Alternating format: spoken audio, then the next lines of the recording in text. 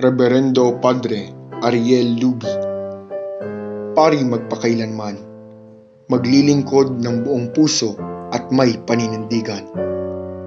Si Reverendo Padre Ariel Luby, CSSR, ay isang paring tubong mataas na kahoy, Batangas.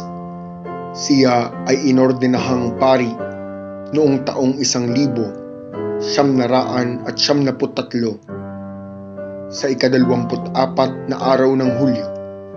Siya ay kasalukuyang nakadestino sa Redemptorist Lipa Mission Community at kasalukuyang naglilingkod sa dambana ng Panginoon sa loob ng mahigit 30 taon.